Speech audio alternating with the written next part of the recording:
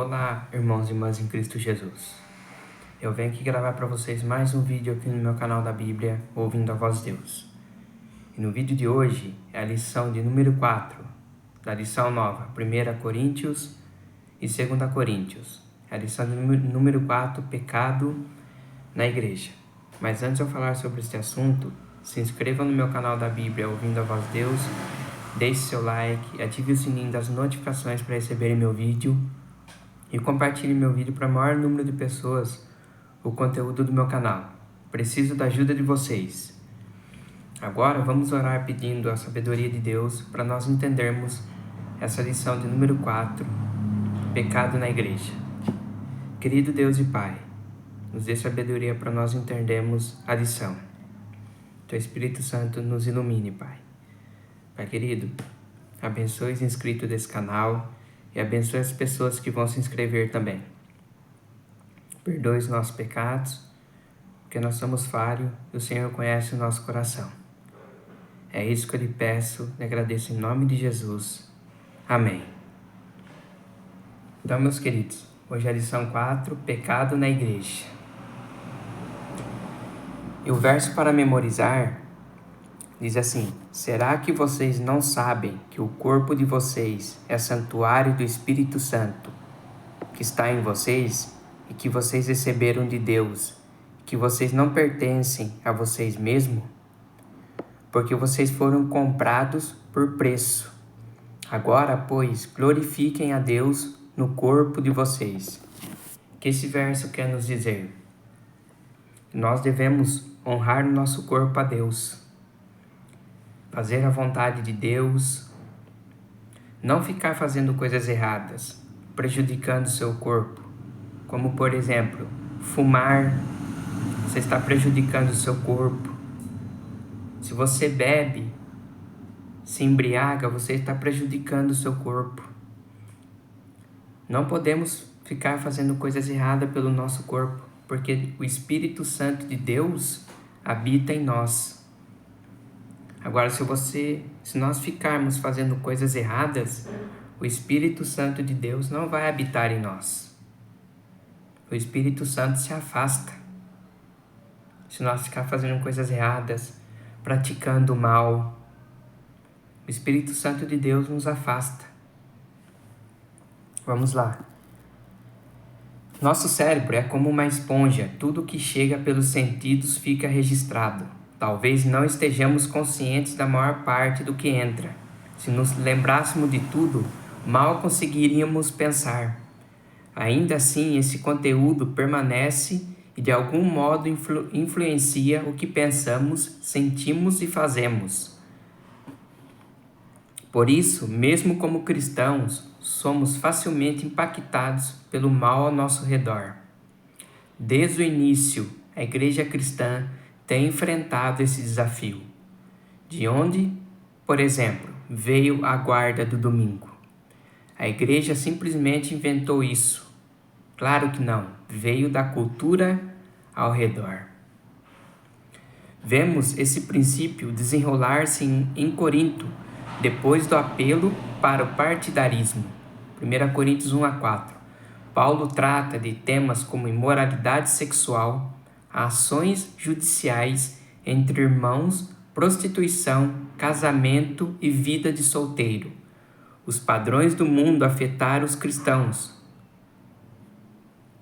Coríntios profundamente. As divisões descritas em 1 Coríntios capítulo 1-4 abriram a porta para as condutas reprováveis denunciadas nos capítulos seguintes. Como Paulo tratou desse pecado na igreja? Quais lições podemos extrair do que ele escreveu? Então hoje nós vamos ver os pecados que estavam acontecendo na igreja de Coríntios e como Paulo ele tratou desse pecado na igreja.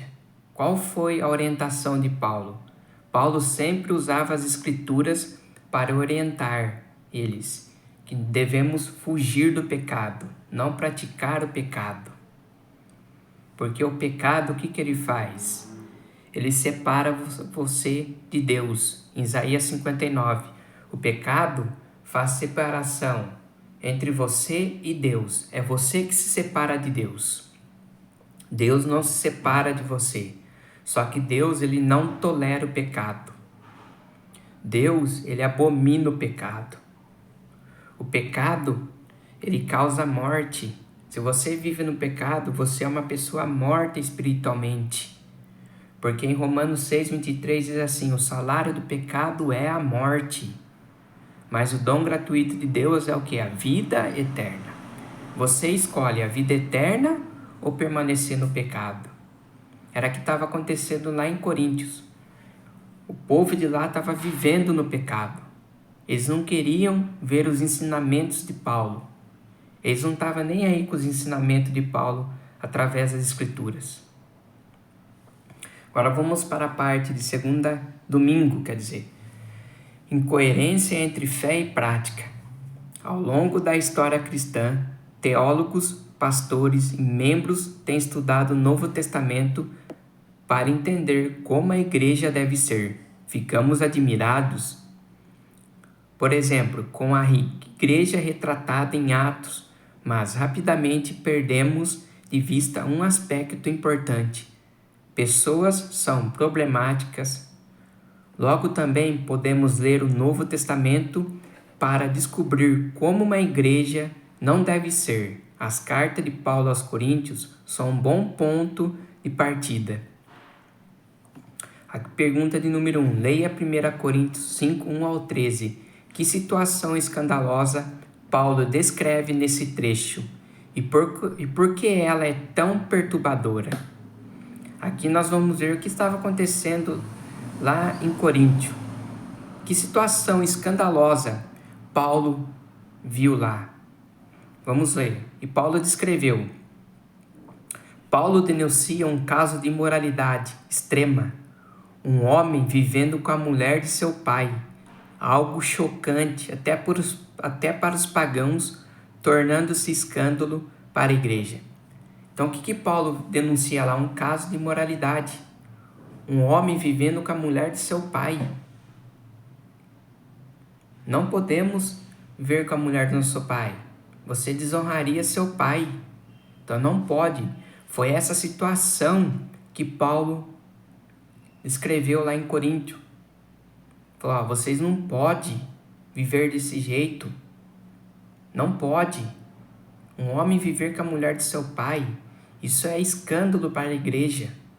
Isso tem que acabar. Não pode. Deus abomina a imoralidade. A expressão mulher de seu próprio pai sugere uma relação incestuosa entre o homem e sua madrasta. Esse problema provavelmente tenha sido relatado por alguns membros da casa de Cloé. Então esses membros da casa de Cloé relataram isso para Paulo. Está acontecendo isso. O incesto era visto como um pecado tão grave que não era tolerado, nem mesmo entre os gentios. Mesmo assim, isso estava ocorrendo na igreja cristã apostólica. As palavras de 1 Coríntios 5, 1 e 2 revelam o espanto de Paulo ao saber que um membro da igreja estava fazendo tal coisa. Se isso acontecia lá no tempo que Paulo estava, e hoje, esse problema não acontece também? Claro que acontece, mas nós não sabemos, mas acontece.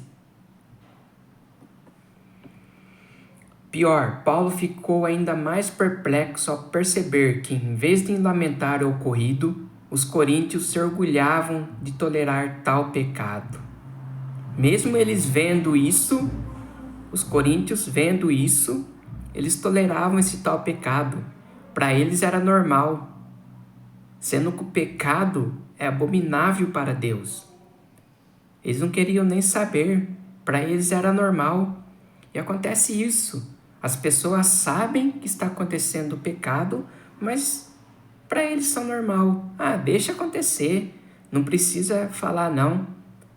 É normal isso. Por isso o apóstolo corrige não apenas um homem moral, mas também a igreja por sua evidente incoerência entre fé e prática, Para ele, a postura complacente da igreja diante do homem incestuoso demandava correção, orgulhar-se de um escândalo sexual e até vangloriar-se disso. Era demais para Paulo o que havia de errado com aquela comunidade. Não sabemos por que a igreja de Corinto foi tão tolerante com esse pecado. Talvez porque era praticado por um membro rico, de quem a igreja se beneficiava. Ou quem sabe por acreditarem que todas as coisas são lícitas. Será que todas as coisas que nós fazemos são lícitas para Deus? Temos que pensar. Será que o que você está fazendo agora está agradando a Deus?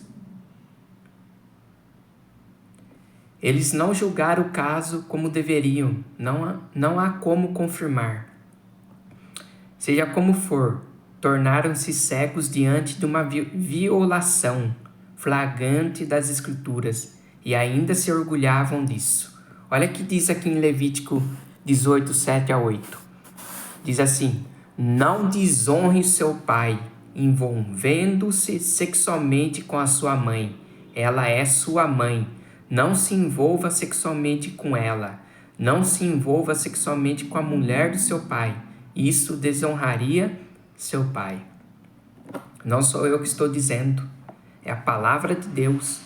A palavra de Deus responde a gente. A Bíblia é a sua própria intérprete. Então esse caso estava acontecendo dentro da igreja de Coríntios. E para eles era normal. Está acontecendo, é normal. Então isso é um pecado. Isso desonra seu pai e você desagrada a Deus. Parte de segunda-feira, lidando com escândalos.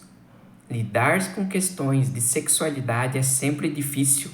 Foi assim para Paulo, é para nós também. Nessas situações, precisamos ser fiéis às Escrituras e tratar o assunto com oração e amor. Nunca devemos esquecer que o objetivo é a restauração. Então, o que a gente tem que fazer? Nós temos que ir às Escrituras, ser fiéis às Escrituras. O que a Bíblia fala do pecado? Por que está acontecendo isso? Vamos ir às Escrituras e tratar desse assunto com oração e amor. Era isso que Paulo fazia. Aqui, pergunta número 2. Leia novamente 1 Coríntios 5, 1 a 13. Como Paulo orientou a igreja a lidar com esse caso? Olha aqui, como Paulo fez isso? Paulo ordena que a igreja discipline o infrator, removendo-o da comunhão. Paulo pediu, disciplina ele, mas remove ele da comunhão. Paulo orientou a igreja a lidar assim com esse caso. Em 1 Coríntios 5, Paulo deixou claro que escândalos sexuais exigem disciplina eclesiástica. Ele disse que o homem incestuoso deveria ser removido, julgado, entregue a Satanás e expulso da igreja. Os membros foram instruídos e não se associaram com ele. Os membros foram instruídos a não se associarem com ele, nem mesmo a comer com alguém. Assim, Paulo emprega uma linguagem forte que pode soar ofensiva aos ouvidos modernos, mas que precisa ser entendida no seu contexto histórico. É preciso lembrar-se de que ele está lidando com um estilo de vida abertamente pecaminoso, geralmente em situações extremas. Palavras firmes são necessárias. Uma breve explicação de algumas expressões pode ser útil. Olha só, tirando do meio de vocês, refere-se à disciplina eclesiásticas. Esse tal seja entregue a Satanás. Quem rejeita viver sob a proteção de Deus, em obediência a ele, fica vulnerável a Satanás. A ideia pode ser entendida como que ele colha o fruto das próprias escolhas. Exatamente. Se você rejeita a proteção de Deus, em obediência a Ele, você fica vulnerável a Satanás. Como assim? Se você vive no pecado, você fica vulnerável a Satanás. O que é o pecado? O pecado é você fazer a vontade da carne. Olha só, se você sabe que é errado roubar, por que você vai roubar? Se você sabe que é errado matar, por que você vai matar? Aí você fica vulnerável a Satanás. Então, por isso que Paulo fala, remova do meio de vocês. Tire do meio de vocês. Não deixe essa pessoa aí, porque ela vai querer fazer o mal aí dentro da igreja. Então, a pessoa que peca fica vulnerável a Satanás e Satanás vai usar você. Vai fazer o que quiser com você. Satanás, ele vai colocar coisas para você fazer coisas erradas, a pecar. E você vai colher o fruto das suas próprias escolhas, porque o pecado traz consequências.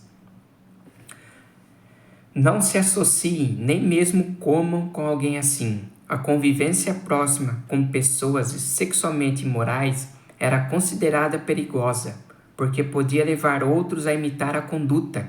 Exatamente. No mundo antigo, partilhar uma refeição podia significar partilhar valores. Somos todos suscetíveis às influências ao nosso redor e precisamos nos proteger, especialmente em casos assim. Deixa eu fazer uma pergunta. Você, uma mãe e um pai, vocês iam deixar um pedófilo almoçar junto com a sua filha, mesmo vocês presentes? Claro que não. Se vocês deixam, o que pode acontecer? Ele pode arrumar um jeito de abusar da sua filha. É isso que acontece. Por isso que tem que tomar cuidados também com o que seus filhos estão vendo na internet. Entra em um site de pedofilia e pode ter um pedófilo que forçando a sua filha a tirar a roupa. Depois ele vai tentar um jeito de sequestrar sua filha para abusar dela. Temos que tomar cuidado. A fim de que o espírito seja salvo, a disciplina eclesiástica tem caráter restaurador. Visa levar o pecador a cair em si e abandonar o pecado, o que provavelmente é o sentido de destruição da carne. É possível também que um homem incestuoso seja o homem arrependido mencionado depois. A disciplina atinge seu propósito quando o membro desviado é reintegrado à comunhão da igreja. Parte de terça-feira. Protegendo a identidade da igreja. Em 1 Coríntios 6, 1-11, Paulo prossegue tratando de como os cristãos devem lidar com questões que envolvem membros da igreja. Pergunta 3. Leia 1 Coríntios 5, 3, 12, 13, 6, 1-13, que Paulo procurou ensinar aos coríntios e a nós. Que Paulo ensina a gente? Paulo ensina que a igreja deve julgar questões internas com responsabilidade espiritual. Aonde julgar com responsabilidade espiritual? Através das escrituras, através da Bíblia. O termo grego pragma, que em 1 Coríntios 6:1 é traduzido por questão ou queixa, é um termo genérico que significa coisa. Aqui refere-se a uma questão jurídica. É importante lembrar que em 1 Coríntios 6:1-11 não trata de crime. A autoridade dos tribunais civis para causas criminais é afirmada em Romanos 13:1-5. Paulo aborda um litígio logo após um caso de imoralidade sexual, assim como Moisés fez. Em Deuteronômio 22, verso 22 a 24. Isso mostra que seu modo de lidar com problemas na igreja se baseava nas escrituras.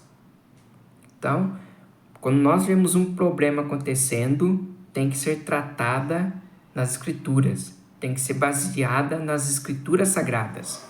O fato de 1 Coríntios 6, 1 a 11 estar inserido entre duas passagens sobre imoralidade sexual pode sugerir que a questão de 1 Coríntios 6, 1 também envolvia esse tema.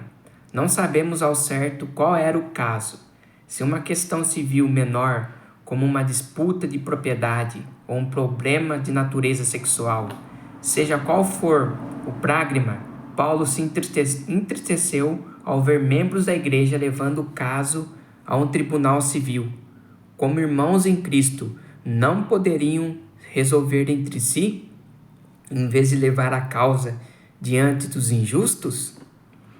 Alguns supõem que os litigantes de 1 Coríntios 6:1 fosse o pai e o filho, de 1 Coríntios 5:1. Em todo caso, entender os detalhes não é necessário para captar a ideia central. Paulo zelava pela identidade da igreja como comunidade cristã diante de fora. Cristão não deve lavar roupa suja em público, nem recorrer a meios seculares para julgar questões internas. No mundo romano, pessoas da maior posição econômica ou política tendiam a ser favorecidas nos tribunais. Já os cristãos devem exercer um juízo conforme o caráter de Cristo e se distinguir dos padrões deste mundo. Então, nós devemos distinguir dos padrões desse mundo. Nós temos que ter o caráter de Cristo, não o caráter deste mundo. Parte de quarta-feira. Antídoto contra a imoralidade sexual. Leia 1 Tessalonicenses 4, 1 a 8. O que esse texto ensina sobre a relação entre a santificação e a abstinência da imoralidade sexual? Que diz: a santificação inclui controlar o próprio corpo e afastar-se totalmente da imoralidade sexual. Santificação é você separar do pecado, é você não abandonar o pecado, afastar-se, não ficar no pecado. Santificação exige separação, porque Deus, Ele nos criou para sermos santos. Não você se corromper com a imoralidade sexual. Santificação significa separação. Separar do pecado, abandonar o pecado, afastar-se. Embora Paulo escrevesse a outro público, o princípio pode ser aplicado a todos os cristãos, o que então acontecia em Corinto. Por que tantos problemas? Alguns coríntios aparentemente acreditavam que, por terem sido libertos pelo Evangelho, poderiam fazer qualquer coisa.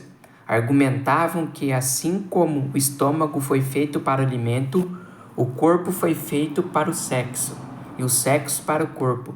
Paulo respondeu que isso era uma deturpação da liberdade cristã. A falta de integridade na área sexual é incompatível com a identidade cristã. É um abuso da liberdade concedida ao ser humano pelo Evangelho. Fomos libertos do pecado, não libertos para pecar. Exatamente. Quem nos libertou do pecado? Jesus nos libertou do nosso pecado quando Ele morreu na cruz. Nós fomos libertos, não libertos para pecar. Se você é liberto, você vai ser um sacrifício vivo para Deus. Você vai fazer a vontade de Deus, não ficar cometendo imoralidade sexual. Na verdade, o corpo é para o Senhor e o Senhor para o corpo. Pertencemos a Cristo e quem somos precisa moldar o que fazemos. As duas coisas são inseparavelmente ligadas. Em 1 Coríntios 6, isso é mostrado de 3 maneiras. Vamos ver. Primeira maneira, somos identificados como lavados, santificados e justificados no nome do Senhor Jesus Cristo e no Espírito do nosso Deus. Os pecados listados em 1 Coríntios 6, 9 e 10 bem como a imoralidade sexual, denunciada em 1 Coríntios 6, 12 a 20, não tem lugar na vida de quem foi lavado, santificado e justificado.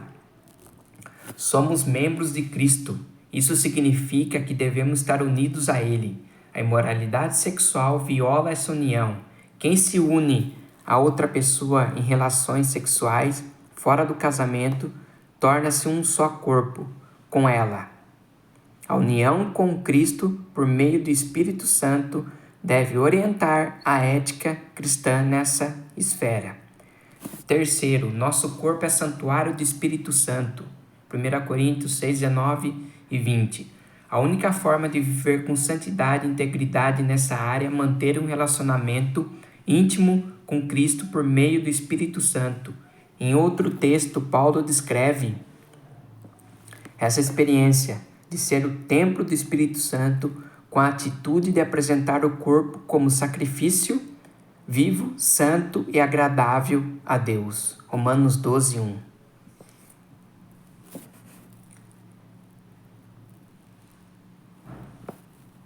Parte de quinta-feira. Casados e solteiros. A afirmação de Paulo de que nosso corpo é santuário do Espírito Santo aparece no contexto de uma advertência contra a imoralidade sexual. Ser templo do Espírito é o único meio para uma vida santa. A igreja é uma comunidade cristã que se distingue do ambiente ao redor. E isso só é possível pela presença do Espírito Santo. Pergunta 5. Leia 1 Coríntios 6:19 e capítulo 7, verso 9. Como esse trecho esclarece na prática o mandamento: fujam da imoralidade sexual. Devemos honrar a Deus com o corpo, usar a sexualidade dentro dos limites estabelecidos por Ele e evitar situações que nos levem ao pecado. É assim que você tem que fazer: honrar a Deus com seu corpo. Em 1 Coríntios 7, encontramos lições importantes sobre a sexualidade. De modo geral, o capítulo divide-se em duas partes. Primeira, orientações sobre o casamento. Segundo, orientações sobre ser solteiro. Esse capítulo mostra que falar de sexualidade é importante e necessário. No entanto, ao ler 1 Coríntios 7, lembre-se de que Paulo respondia às questões específicas da igreja de Coríntio. Do contrário, algumas declarações podem dar a impressão de que ele desvalorizava o casamento, o que não é verdade. É significativo que a ordem "fujam da imoralidade sexual" esteja ladeada por duas ideias: estar unido a Cristo e ser templo do Espírito. Haveria caminho melhor para fugir da moralidade? Certamente não. Além disso, Deus criou a sexualidade, mas ela deve ser desfrutada somente dentro do casamento. O sexo é um privilégio do casamento entre o homem e mulher, o único modelo aprovado na Bíblia. Ao dizer "fujam da imoralidade sexual", talvez Paulo tivesse em mente a história de José, diante das investidas da mulher de Potifar. José fugiu da casa. Esse detalhe é repetido ao menos do que 4 vezes em Gênesis 39, dos versos 6 a 18. A Bíblia não afirma explicitamente, mas indica que José aguardou para ter relações sexuais apenas no casamento. Ele era um homem cheio do Espírito Santo e desejava fazer o que é correto aos olhos de Deus. Então José fugiu da mulher de Potifar, porque ela era casada com Potifar. E Potifar colocou toda a administração de sua casa para José. Então José foi fiel a Deus e fiel ao seu senhor. Fugiu da mulher dele quando ela tentava ter relação com José. José fugiu. Se José fizesse isso, ele ia estar cometendo esse pecado, imoralidade sexual, que ia se envolver com a mulher do seu senhor. Isso desonraria seu senhor e José pecaria contra Deus. Então essa foi a lição 4. Pecado na Igreja. Que vocês se inscrevam no meu canal da Bíblia Ouvindo a Voz de Deus, deixe seu like, ative o sininho das notificações para receber meu vídeo e compartilhe meu vídeo para o maior número de pessoas o conteúdo do meu canal. E até meu próximo vídeo. Tchau!